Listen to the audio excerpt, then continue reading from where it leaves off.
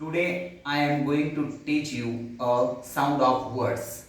म्हणजेच आज आपण जे इंग्रजीचे जे अक्षर आहे, अल्फाबेट्स आहे, या अल्फाबेट्सचे ध्वनी काय आहे हे आपण शिकणार आहोत. हे शिकल्यानंतर तुम्हाला इंग्रजीचं जे वाचन आहे हे अतिशय सोपं जाणार आहे. तर चला मग आपण बघूया.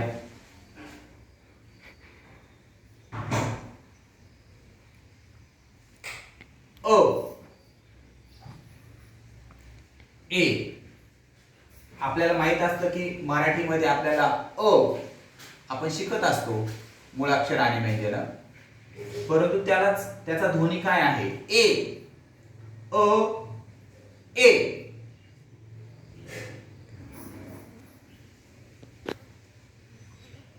आ ए.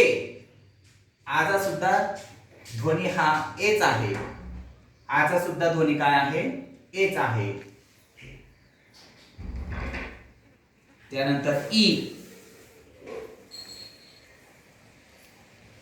ईचा ध्वनी आहे आय. ईचा ध्वनी आहे आय. त्यानंतर हा मोठी ई. मोठी ईचा ध्वनी आहे डबल ई. काय आहे? Double E. त्यानंतर उ. त्यानंतर उ. उचा ध्वनी आहे यू. उचा ध्वनी आहे यू. दुसरा उ आहे त्याचा ध्वनी आहे डबल ओ. उ डबल ओ. उ डबल ओ. ए. ए. एचा ध्वनी आहे ई. एचा ध्वनी आहे ई.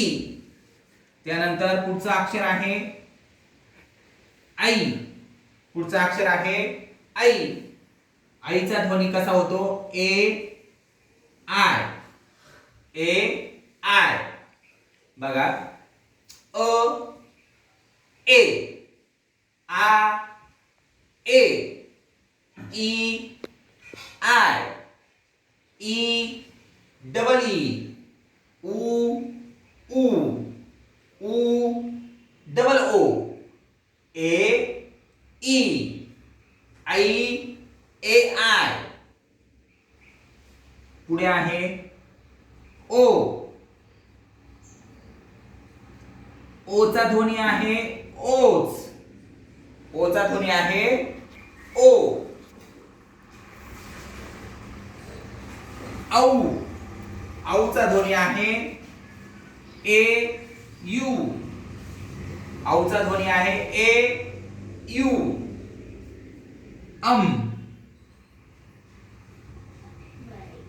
अवर अनुस्वार त्याचा आहे ए एन किंवा ए एम. चा ध्वनी आहे ए एन किंवा ए एम. आहा. अहाला अशा प्रकारचे दोन नुक्ते देतात आणि त्याच्या पुढे त्याचा वाला ध्वनी लिहितात अहा. ए एच ए. आहा. आहा. बघा, परत आपण आता हे लिहिलेले आहे स्वर अ ए. आ ए. ई आय. ई डबल ई. उ उ. उ डबल ओ. ए ई. आई ए आय. ओ ओ. औ ए यू. ए एन किंवा ए एम. आहा. A H A. आहा. याच्या पुढे आपण बघणार आहोत आता आणखी.